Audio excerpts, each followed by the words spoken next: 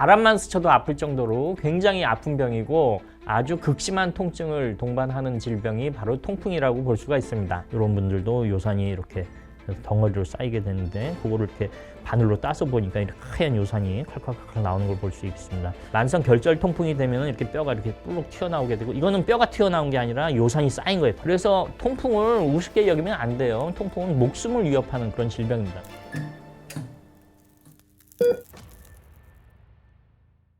여러분 안녕하십니까? 저는 중앙대학교 병원 류마스 내과의 송정수라고 합니다. 오늘 헬스조선의 슬기로운 건강 토크란 프로그램에서 통풍과 심장병이라고 하는 제목으로 여러분과 함께 공부하는 시간을 갖도록 하겠습니다. 먼저 오늘 강의는 통풍의 개요에 대해서 말씀드리고 통풍의 원인과 통풍의 원인이 되는 그 요산의 생리적 활동 또 병리적 작용 그런 거에 대해서 말씀드리고 통풍과 심혈관 질환, 그 다음에 통풍의 치료에 대한 요약을 드리고 결론을 말씀드리도록 하겠습니다. 먼저 통풍이란 어떤 병이냐? 한문으로 아플 통자, 바람 풍자를 씁니다. 바람만 스쳐도 아플 정도로 굉장히 아픈 병이고 그래서 질병 중에 가장 아픈 병이라 그래서 질병의 왕이라고 그러고 옛날에는 왕이나 귀족 또 황제 그런 사람들이 많이 걸려서 이거를 왕의 병이라고도 합니다. 그만큼 아주 극심한 통증을 동반하는 질병이 바로 통풍이라고 볼 수가 있습니다. 이 통풍은 몸속에 요산이라는 물질이 많이 쌓이면서 이게 병을 일으키는 건데요. 이 요산이라는 물질은 소변으로 나오는 산성 물질이다 라고 그래서 요산이라고 합니다. 이 요산이 원래는 우리가 먹는 고기나 생선에 많이 들어가 있어 갖고 우리 몸의 에너지로 사용이 되고 또 필수 아미노산으로 쓰이는 퓨린이라고 하는 물질이 에너지를 사용을 하고 나서 나중에 찌꺼기로 나가는 게 요산인데 이 요산이 100개가 만들어지면 100개가 소변을 통해서 이제 빠져나가야 되는데 통풍 환자들에게는 그게 한 50개, 60개만 빠져나가고 나머지가 몸속에 쌓여갖고 나중에 나트륨하고 만나갖고 요산염 나트륨이라고 하는 결정을 만들어서 관절에도 쌓이고 또 콩팥에도 쌓이고 또 혈관에도 쌓이면서 이게 몸에 염증을 일으킵니다. 관절에 쌓이면 통풍 관절염이라고 그러고 콩팥에 쌓이면은 요산신장병 또는 통풍신장, 급성 만성 신장병을 일으키고 또 요로결석, 요산하고 칼슘하고 만나갖고 요로결석을 일으키게 되는 것이죠. 이런 것들을 통틀어서 통풍이라고 합니다. 통풍은 증상을 크게 관절 증상과 관절 외 증상으로 나눕니다. 요산이 관절에 쌓이면 관절 증상을 일으키고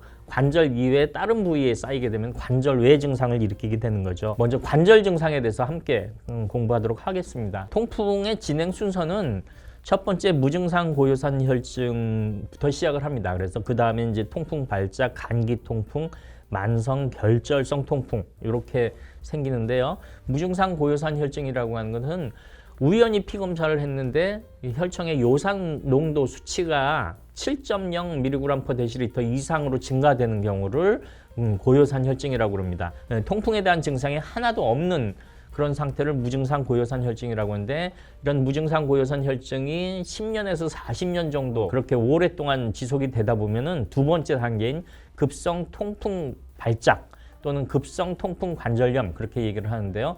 아주 아픈 심한 관절염이 생깁니다. 그래서 이때 생기는 관절염은 문을 여닫는 진동에도 통증을 느낄 정도라고 하고 심지어는 고양이가 걸어가는 진동에도 아플 정도로 심한 통증을 느낀다고 합니다. 이 통풍 관절염이 보통 한 1주 내지 2주 정도 지나고 난 다음에 증상이 하나도 없어져요. 그런 경우를 이제 감기 통풍이라고 그래요. 감기 통풍은 증상이 하나도 없는 멀쩡한 시기가 되는 걸 감기 통풍이라고 그러고 이 감기 통풍 때 제대로 치료를 하지 않는다면은 1년이나 2년 사이에 다시 발작이 생기고 그때도 제대로 치료하지 않으면은 한 10년쯤 지나면서 이게 만성 결절성 통풍으로 진행을 하게 됩니다. 이런 과정을 지날 때 치료를 잘 해야지 이때 치료를 하지 않으면 계속해서 진행이 되면서 아주 심한 통증이 생기고 결절도 생기고 또 콩팥도 망가지고 동맥경화도 생기고 그런 통풍이 진행되는 과정을 겪게 되는 거죠.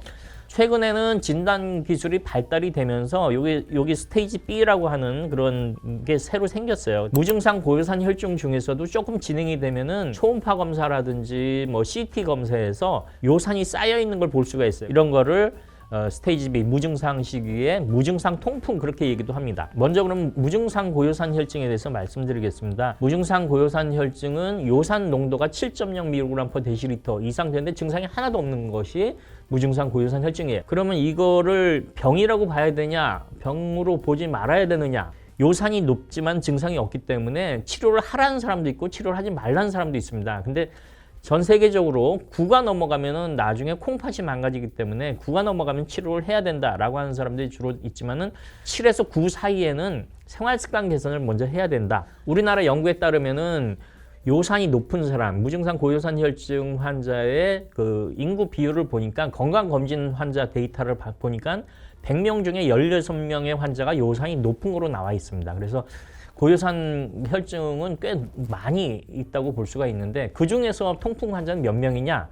논문을 뒤져보니까 16명이라는 겁니다. 그러면 요산이 높으면 높을수록 통풍이 많이 생긴다는데 요산이 9가 넘어가면은 대부분 이제 나중에 통풍이 생깁니다. 요산이 9가 높은 사람 중에서도 통풍 나중에 발생할 사람은 한 4.5% 정도 되고 요산이 낮은 사람은 통풍이 잘 발생되지 않는다는 얘기죠. 옛날 한 20년, 30년 전에는 우리나라에 통풍이란 병이 거의 없었어요. 근데 최근에 들어와서 한국 사람들이 잘 먹고 잘 살고 또 술도 많이 먹고 뚱뚱해지고 또 고령 사회, 나이가 많아지고 그러니까 통풍의 유병률이 아주 급속하게 증가하고 있습니다. 그리고 요산이 농도가 높으면 높을수록 통풍의 위험이 증가하게 됩니다. 특히 이제 9가 넘어가면 30배 이상 통풍 생길 가능성이 높기 때문에 9가 넘어가면은 이제는 그냥 증상이 없어도 이분은 콩팥이 망가지는 걸 방지하기 위해서도 약을 좀 써야겠다. 그래서 이제 9가 넘어가는 사람, 또 요로결석이 있었던 사람, 뭐 고혈압이나 당뇨병이 있거나 뭐 대사증후군이 있거나 그런 사람들은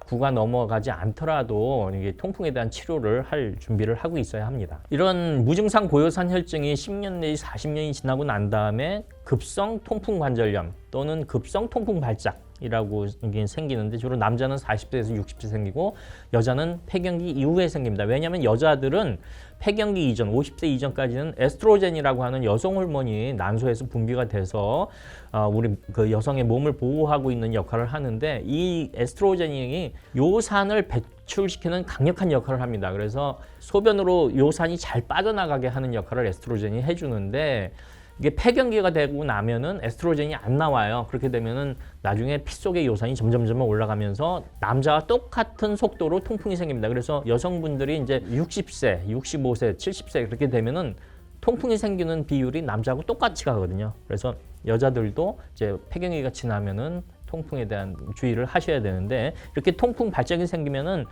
엄지발가락 있는 데나 발등이나 그런 데가 아주 극심한 염증이 생겨요. 그리고 붓고 빨갛게 변하고 뜨겁고 뜨끈뜨끈하고 특징적으로 걷질 못해요. 너무 아파서. 그런 현상들이 나타나는 급성 통풍 관절염이라고 합니다. 그래서 그 사진에서 보듯이 이렇게 엄지발가락 있는데 여기에 빨갛게 변하고 만지면 뜨끈뜨끈하게 되고 걷지 못하게 되고 좀 더 심한 경우에는 이렇게 우리 화상 입으면 열을 많이 받고 심한 염증이 생기면 껍질이 벗겨지잖아요.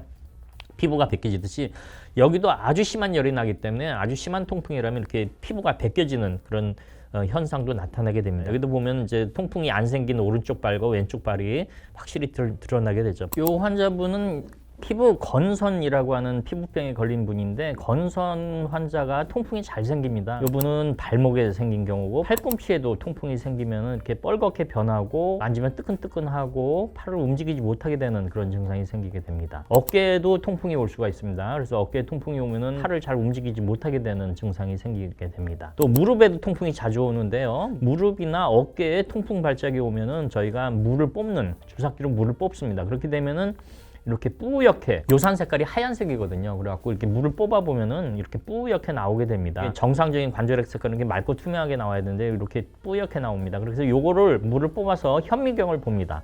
그렇게 현미경을 이렇게 봐서 이런 바늘 모양으로 생긴 요산 결정이 나오면 통풍으로 확진이 돼요. 그래서 이런 요산 결정이 나오는 게 통풍의 확진을 하는 건데 엄지발가락이나 뭐 좀 손가락이나 그런 작은 관절에 이런 게 생기면은 물을 잘 뽑기가 쉽지가 않죠. 그래서 그런 경우에는 이제 초음파 검사를 하게 됩니다. 그래서 초음파 검사를 하게 되면은 뼈 위에 연골이 있는데 그 연골 위에 요산이 쫙 덮여요. 그래서 엑스레이를 보면 초음파를 보면은 이렇게 뼈가 하얀색으로 나오고 또 가운데 까만 게 연골이에요. 물 성분이 많아서 까맣게 보이고 그 위에 요산이 반짝반짝하게 나와요.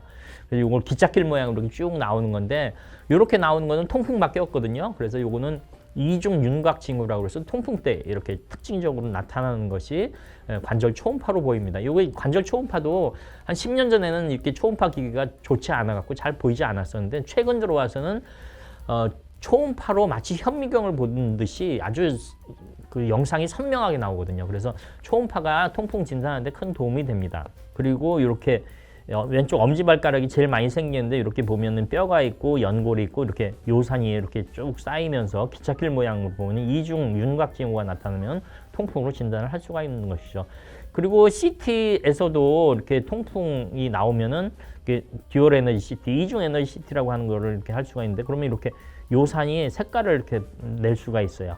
그런 요산 색깔이 나오면은 요것이 이제 요산 결정이다라고 하는 건데, 근데 초기 통풍일 때는 이 CT가 크게 도움이 되지가 않는 경우가 있습니다. 잘 진단하기가 쉽지 않아요. 그래서 초기 통풍은 차라리 초음파가 더 진단이 잘 됩니다. 염증이 하나도 없고 통증이 하나도 없는 사이에 왔을 때 어떻게 진단을 하느냐? 그게 이제 전 세계에 쓰는 진단 기준이 있습니다. 그래서 임상적 기준, 검사실 기준, 영상의학 기준 이렇게 세 가지 크라이테리아 기준을 갖고 이런 점수를 매깁니다. 그래서 총 23점 만점에 8점 이상이면 통풍이라고 이렇게 진단을 하죠. 이게 통풍이 헷갈리는 병이 많아요. 발이 아프면 모두 통풍으로 진단을 할 수가 있거든요. 그래서 근데 실제로 통풍보다는 퇴행성 관절염, 발가락 골관절염이 더 많거든요. 특히 노인들에게서는. 그래서 발가락 골관절염이 많이 아프면 통풍하고 헷갈립니다. 이런 굉장히 다양한 종류의 질병을 또 통풍하고 감별을 해야 됩니다. 그러기 위해서는 뭐 피 검사도 해야 되고 엑스레이도 찍어야 되고 초음파 검사도 하고 뭐 그런 여러 가지 검사를 통해서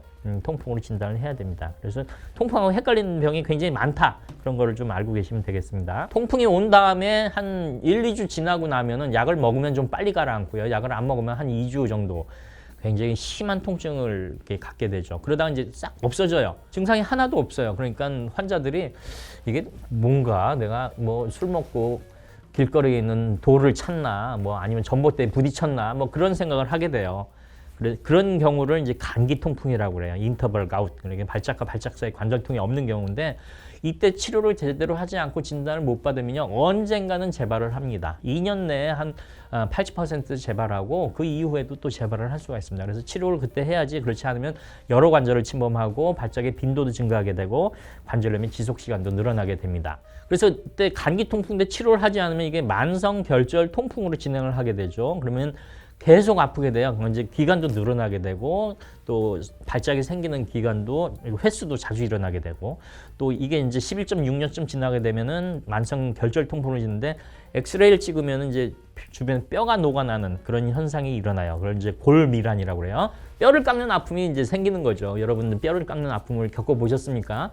저는 IMF 때 월급이 깎이는 그런 뼈가 녹아나는 뼈를 깎는 고통을 겪어봤습니다. 그만큼 굉장히 심한 통증이 동반되는 거죠. 그래서 만성 결절 통풍이 되면 이렇게 뼈가 이렇게 뿔룩 튀어나오게 되고 이거는 뼈가 튀어나온 게 아니라 요산이 쌓인 거예요. 덩어리가 요 사이에 요산이 쌓이게 되는 거죠. 이렇게 요산이 이제 쌓이게 되고 이걸 결절이라고 해요. 여기도 보면 이렇게 요산이 여기서 질질 새 나왔댔어요. 엄지발가락에도 요산이 쌓이게 되고 발목에도 이렇게 하얀 요산이 이렇게 쌓이게 되는 이걸 결절 통풍이라고 이게 저절로 터져 나오기도 합니다.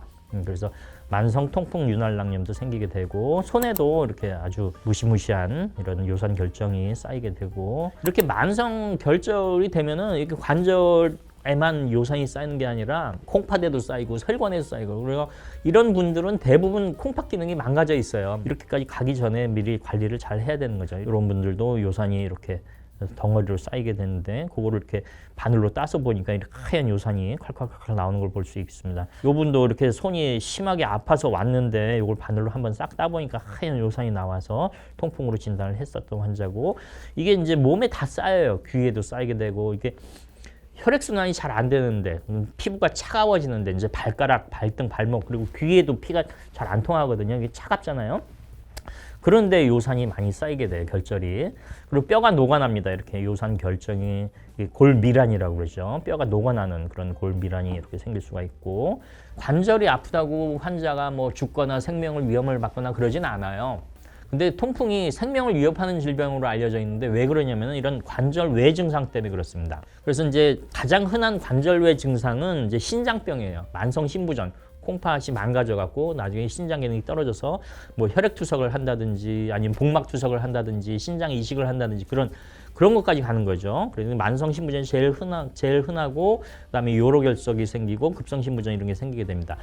그리고 대사증후군이라고 해서 뭐 복부 비만, 그다음에 고지혈증, 고혈압, 당뇨병 이런 5가지 중에 3가지 이상이 포함되는 걸 대사증후군이라고 그러거든요. 그러면 대사증후군이면 성인병에 걸려서 뭐 중풍이라든지 심근경색증이라든지 말초혈액 질환이라든지 그런 거로 인해서 사망할 확률이 높아지게 돼요. 그런 대사증후군이 한 50% 이상 더 높게 생긴다는 거죠. 일반인에 비해서.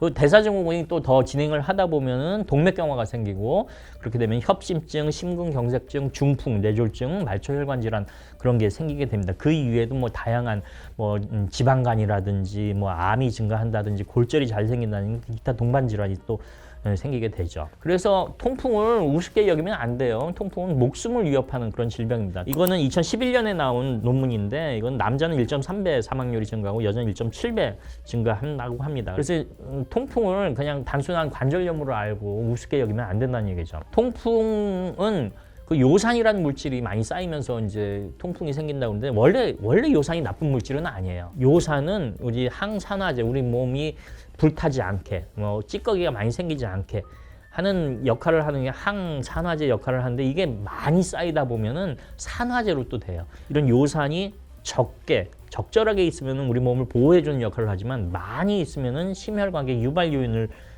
일으켜요. 그래서 요산이 아군인가 적군인가 논란이 많은데 정상 농도는 아군의 역할을 하지만은 높은 농도가 되면 적군의 역할을 해요. 여러분 뭐 당뇨병도 있잖아요. 우리가 당뇨병은 포도당이 올라가면서 당뇨병이 생기는 거잖아요. 포도당은 우리 몸에 좋은 역할을 할까요? 나쁜 역할을 할까요?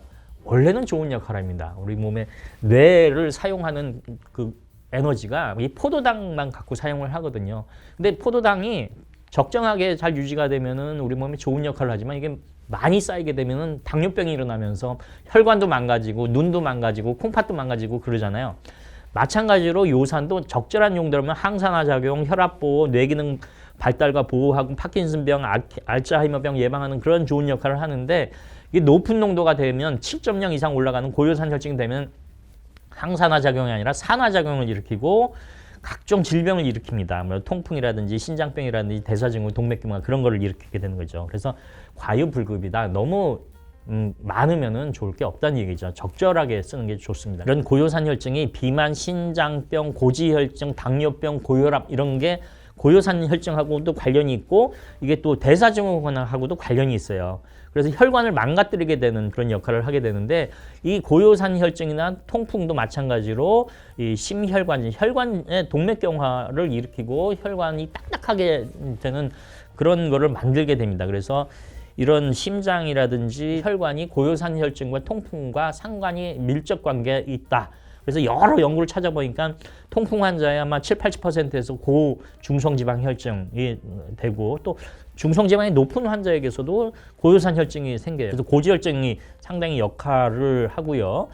그 다음에 요산이 높으면 높을수록 고지혈증의 위험이 증가한다는 논문도 일본에서도 나오고 영국에서도 나오고 여러 군데에서 나와요. 그래서 이렇게 보면은 남자 같은 경우에는 요산이 높으면 높을수록 고지혈증 농도가 더 올라가게 되고 또 여자도 마찬가지로 요산의 농도가 올라가면 올라갈수록 고지혈증의 위험이 증가하는 것을 볼 수가 있습니다. 그럼 고지혈증이 진행이 되면 어떻게 될까요? 동맥경화가 생깁니다. 동맥이 딱딱해지는 거예요. 콜레스테롤이라든 그런 중성지방이 어디 쌓이냐면은 요 혈관의 내막에 쌓여요.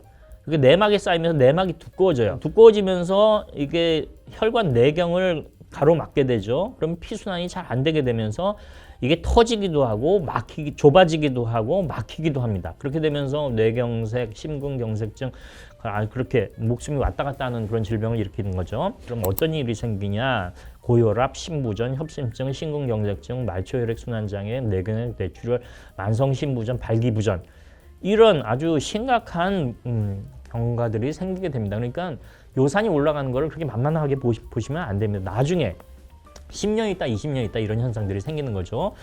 또 이게 요산이 관절에 쌓이는 거는 초음파를 보면 알고 있고, 신장에 쌓이는 거는 신장 조직 검사를 하면 이제 볼 수가 있는데, 심장 혈관에 쌓인 거는 어떻게 보냐? 이게 CT를 보면 돼요. 듀얼 에너지 CT라고 하는 CT를 혈관 촬영을 하면은 요산이 이렇게 초록색으로 보이고 칼슘이 이렇게 보라색으로 보이는데, 요거는 이제 관상동맥이거든요. 관상동맥에도 이렇게 요산이 쌓이는 걸 볼 수가 있다는 거죠. 이거는 대동맥인데 대동맥에도 이렇게 요산이 쌓이는 걸 볼 수가 있습니다. 그래서 요산이 관절에만 쌓이는 게 아니라 콩팥에도 쌓이고 혈관에도 쌓이고 우리 몸에 어디에도 쌓일 수 있다, 이런 그런 걸 알 수가 있고요. 그 대사증후군이 이제 고혈압, 당뇨병, 고지혈증, 비만, 그거 중에 이제 3가지 이상이 되는 걸 대사증후군인데, 2004년도의 논문에 따르면 42%, 2016년에 되면은 50.8% 점점 증가하는 거죠. 그만큼 통풍 환자들이 늘어나기도 하고, 그 환자들 중에 더 뚱뚱한 사람들이 나고, 또 동맥경화가 생기는 그런 위험이 더 증가한다는 것이죠. 그래서 젊은 남자에게서는 이렇게 고요산 혈증은 고혈압이 잠재적 위험 인자다. 그리고 한 50%에서는 통풍 환자 고혈압이 동반이 되고, 당뇨병도 마찬가지고, 그래서 결론은 고요산 혈증이 있는 것 자체가 관상동맥병, 이게 심근경색증이나 협심증이나 부정맥, 이것의 독립적인 위험인자가 될 수 있다는 얘기죠. 그리고 이게 심혈관계 증상, 심혈관계 증상이 고혈압이 한 4.19배, 급성 심장 동맥증후군, 그래서 심근경색이 2.37배, 협심증, 심실재능, 부정맥, 또 우렬성 심부전, 말초혈관 질환, 중풍, 발기부전, 이런 게 통풍에 동반된다는 얘기죠. 그리고 대만에서 나온 게 통풍과 관상동맥병, 이게 심근경색증하고 협심증이죠. 이게 한 1.34배 정도 증가한다고 돼 있고, 또 다른 논문에서는 심장병이 통풍 환자에게서 1.26배 잘 생긴다고 돼 있습니다. 영국의 연구에 따르면 통풍 환자에게서 뇌졸중에 대해서 연구를 했는데, 심근경색증이 1.8배, 한 2배 정도 되죠. 뇌졸중도 1.71배가 된다는 거예요. 이런 것들이 한 2배 정도 증가한다는 거죠. 그래서 이 통풍이 심근경색증뿐만 아니라 이게 중풍, 뇌졸중에도 위험을 증가시킨다는 논문이고, 또 통풍이 이렇게 생기면 발기부전이 생길 수가 있는데, 통풍이 생기면 동맥경화가 생깁니다. 근데 이게 성기로 가는 동맥에도 동맥경화가 피가 안 통하게 돼요. 그렇게 되면서 발기부전이 흔히 동반되는데, 통풍 환자에서 한 76% 생기고 비통풍 환자에서 51% 생기고, 그래서 결론은 이런 발기부전은 통풍 환자에서 많이 나타나고 종종 심하게 나타나기 때문에 통풍 환자에게서는 발기부전에 대한 선별 검사가 필요하다라고 해서, 통풍 환자는 관절만 보면 안 됩니다. 관절도 이렇게 다이너마이트 터지듯이 아프지만 혈관에서도 이렇게 화산 터지듯이 이렇게 고지혈증, 동맥경화에 의해서 혈관 합병증이 생길 수 있다는 것도 아셔야 합니다. 그래서 결론적으로 2018년에는 미국 심장학회에서 통풍이 있는 사람에게서는 심장병으로 사망할 확률이 2배다라고 그런 공식적으로 발표를 했기 때문에 통풍을 잘 치료를 해야 된다. 그리고 통풍을 치료하는 것뿐만 아니라 통풍에 따른 합병증도 같이 치료를 해야 된다라고 하는 그런 보고를 했습니다. 네, 그럼 통풍의 치료에 대해서 말씀드리도록 하겠습니다. 통풍, 목숨을 위협할 수 있는 질병이기 때문에 치료를 잘 해야죠. 근데 치료의 첫걸음은 뭘까요? 정확한 진단입니다. 통풍의 치료는 다른 치료하고 달라요. 다른 치료는 뭐 소염제를 쓴다든지 아니면 진통제를 쓴다든지 그러면서 치료를 하겠지만은, 이 통풍은 요산을 떨어뜨리는 치료를 해야 되거든요. 그래서 치료 방법이 확실히 달라요. 그래서 정확한 진단을 하는 것이 가장 중요한 치료의 첫걸음입니다. 그 다음에 발작이 오면 빨리 부드럽게 치료를 해야 되고, 또 재발하지 않게 해야 되고, 또 합병증을 예방을 해야 되고, 또 동반 질환, 고혈압, 당뇨병, 고지혈증, 비만, 그런 것도 같이 치료를 하는 게 치료의 목표입니다. 무증상 고요산 혈증은 첫 번째 단계인데요. 이게 요산이 9가 넘지 않는다 그러면 그렇게 크게 신장의 몸속에 나쁜 영향을 그렇게 끼치지는 않거든요. 9가 넘어가면 이제 콩팥이 나빠지기 시작하지만, 그래서 9가 넘어가면 치료를 고려하지만 9 이하, 뭐 7, 8 그런 경우에는 특별히 요산을 낮춘 치료를 하지 않는데, 왜 요산이 올라가느냐, 또 고혈압이나 고지혈증이 있냐, 뚱뚱하냐, 술을 많이 먹냐, 또 장기나 조직에 손상 없냐, 콩팥은 괜찮으냐, 간은 괜찮으냐, 그래서 이런 거를 이제 관련을 해서 관리를 해야 됩니다. 그래서 요산 떨어뜨리는 치료를 해야 되는데, 약물 치료보다는 비약물적 치료를 권장을 합니다. 그래서 뚱뚱한 사람은 몸속에 요산이 많거든요. 그래서 뚱뚱한 사람은 체중을 줄여서 요산을 몸속에 쌓여있는 그 덩어리를 줄이는 게 중요합니다. 그러기 위해서는 이제 건강한 식이가 필요하죠. 뭐 술이나 고기, 뭐 달달한 음료 그런 거 많이 먹지 말고, 또 채소 같은 거 많이 먹고 물 많이 먹고 체중을 줄여라. 그런 건 다. 또 이게 동맥경화라든지 그런 혈관 합병증이 많기 때문에 담배도 끊어야 됩니다. 그래야지 중풍이라든지 심장병으로 사망하는 확률을 줄여야 되고, 또 운동을 많이 해서 적절한 체중을 유지하는 게 중요하고, 또 물을 많이 마시라. 이게 하루에 2리터 이상 자주 마셔라 하는 거는 우리 피 속의 요산은 소변으로 빠져나가는데 물을 많이 마시면 더 많이 빠집니다. 그래서 물을 많이 마셔라. 이런 것들이 가장 기본적으로 모든 통풍으로 진단되는 환자한테 반드시 시켜야 될 비약물적 치료입니다. 식이요법도 저희가 교육을 시켜야 되는데요. 퓨린이 많은 고기 종류는 이게 곱창, 내장, 간, 콩팥, 생선 종류 중에서도 어패류, 뭐 랍스터, 꽃게 그런 데 많습니다. 뭐 술안주로는 최고죠. 근데 이런 걸 많이 먹을수록 요산이 많이 올라가게 되고 통풍이 잘 생기는 겁니다. 그래서 잘 먹고 잘 사는 사람들이 이게 통풍이 걸리는 거죠. 그래서 이런 거는 피해라. 그리고 또 한 가지 중요한 거는 인공과당, 달달한 음료, 인공과당이 들어가 있는 거를 많이 먹으면 요산이 올라갑니다. 인공과당은 소변으로 이렇게 빠져나가면서 다시 피 속으로 재흡수가 되거든요. 피로 올라가는데 이게 인공과당이 혼자 올라가지 않고 요산을 잡고 올라가요, 피 속으로. 그래갖고 요산 수치도 올라가게 돼요. 알코올도 마찬가지고, 술도 소변으로 빠져나가는 요산을 잡아다가 같이 피 속으로 가거든요. 그렇기 때문에 술도 문제지만은 콜라, 사이다, 오렌지 주스 거기에 이제 인공과당이 들어가 있는 거는 안 좋습니다. 그래서 그건 인공과당 가능한 한 먹지 말고 적게 먹어라.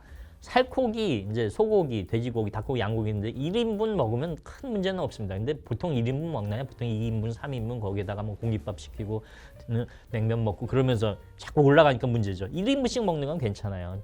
과일 주스도 천연 과일 주스 한 잔, 그다음에 적당한 양의 설탕과 소금 뭐 그런 것도 조금 먹는 건 괜찮습니다. 근데 많이 먹으면 많이 먹을수록 요산이 올라가니까 통풍이 생기는 거죠. 많이 먹어도 되는 거는 저지방 우유나 치즈 그런 유제품에는 오로산이라는 물질인데 이거는 요산 배설을 촉진을 시켜요. 그래서 요산을 쫙쫙 내보내게 하거든요. 그리고 커피에 들어있는 카페인도 요산 배설을 촉진시킵니다. 블랙 커피를 마시면은 요산이 잘 떨어진다는 얘기죠. 그래서 블랙 커피는 마셔도 돼요.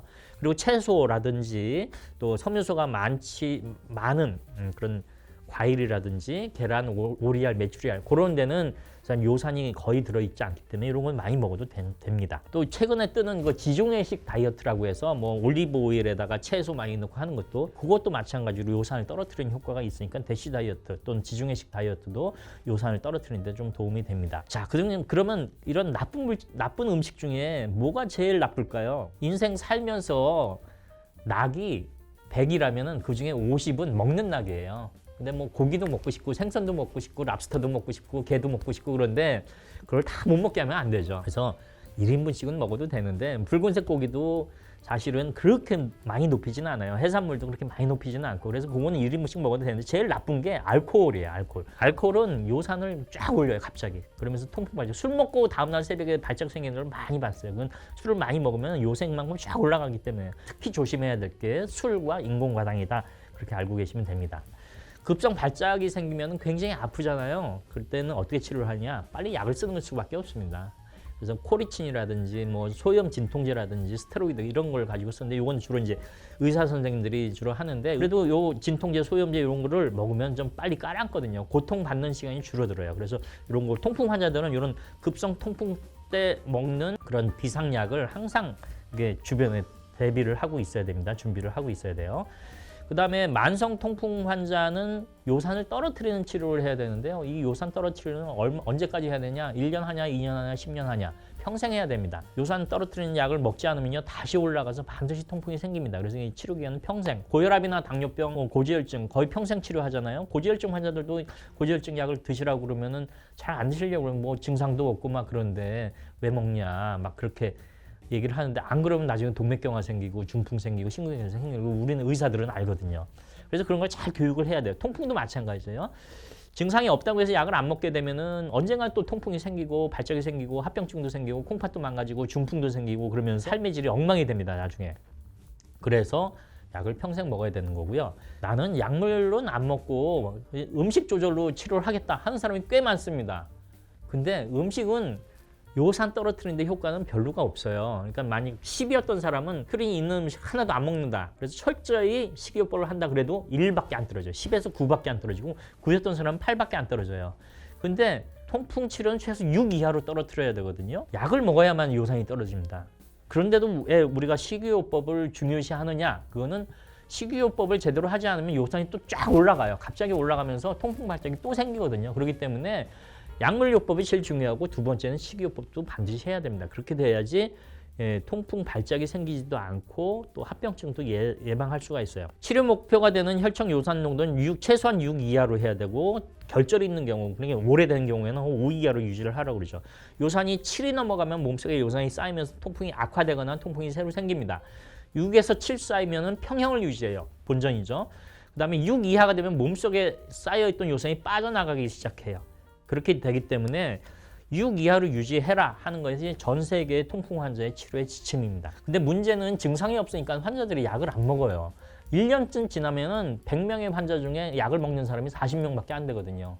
굉장히 치료 수능도가 낮아요. 고혈압은 72%의 수능도를 유지하고 있고 고지혈증은 54%, 당뇨병은 66%, 골다공증도 좀 낮은데 50%, 그다음에 갑상선 기능 저하증은 68%. 근데 통풍은 40%가 안 돼요. 왜냐하면 통풍이라는 질병에 대해서 잘 알지도 못하고 또 증상이 없기 때문에 이제 다 낫나 보다. 의사가 약을 먹으라고 해도 까먹어요, 본인이. 이 증상이 없으니까. 그래서 치료 수능도 낮은 게 통풍이 굉장히 문제입니다. 그래서 통풍 환자분들은 증상이 없어도 약을 평생 잘 먹어야 된다. 고혈압이나 당뇨병처럼 약을 잘 먹어야 된다. 그렇게 아셔야 됩니다. 오늘 같이 공부한 거에 대한 결론을 말씀드리겠습니다. 통풍은 단순한 관절염이 아닌 생명을 위협할 수 있는 전신성 대사질환으로 치료를 반드시 잘 받아야 되고 적절한 치료와 합병증 예방을 위해서는 정확한 진단이 돼야 되고 또 통풍으로 진단된 사람에게서는 교육을 잘 시켜야 돼요. 통풍이 어떻게 되고 나중에 치료를 안 받으면 어떻게 되고 그런 거에 대해서 자세히 설명해야 되고 또 통풍으로 진단된 사람이 치료를 받지 않으면 심혈관계 합병증으로 사망할 확률이 2배다. 심근경색증, 협심증, 부정맥, 심장병 그런 거로 사망할 수 있다. 발작이 생기면은 이제 비상약을 드셔야 됩니다. 코리친, 소염진통제, 스테로이드 이런 거를 뭐 심한 사람은 뭐 3가지를 다 쓸 수 있고 뭐 심하지 않은 사람은 소염제만 쓸 수도 있고 그리고 통풍으로 진단된 사람은 약을 평생 드셔야 되는데 정기적으로 병원에 올 때마다 3개월 내지 6개월마다 피 검사를 합니다. 그래서 3에서 6 사이를 유지할수록 3 이하로까지 떨어뜨릴 필요는 없다고 돼 있거든요. 그래서 약을 먹으면 잘 떨어져요. 그래서 페북스태시라든지 알로피로넬, 벤즈브로만 이런 약을 이제 평생 복용을 해야 됩니다. 뿐만 아니라 이 통풍 환자들이 통풍 관절만 아픈 게 아니라 나중에 고혈압, 심장 동맥병, 부정맥, 심부전, 뇌졸중, 발기부전 이런 심혈관계 위험과 심혈관계 사망률, 모든 원인의 사망률이 증가돼 있기 때문에 약물 치료, 어떤 약을 쓰든지 상관없이 뭐 위험인자를 관리하는 게 중요합니다. 체중 줄여야 되고 혈압 관리해야 되고 혈당, 흡연, 식이, 음주, 고지혈증 이런 거를 함께 관리를 하는 게 중요합니다. 그래서 통풍 치료뿐만 아니라 비만도 치료해야 되고 고혈압, 고지혈증, 동맥경화, 신장병, 당뇨병, 대사증후군 이런 것도 함께 치료를 하는 것이 굉장히 중요합니다. 여러분들 오늘 강의가 도움이 되셨는지 모르겠습니다. 헬스조선에서 준비한 슬기로운 건강 토크 이상으로 통풍에 대한 강의를 모두 마치겠습니다. 저는 중앙대학교 병원 류마티스내과의 송정수였습니다. 감사합니다. 구독과 좋아요 눌러주세요. 감사합니다. 통풍에 다시 맞아. 흐름을 타야 되는데.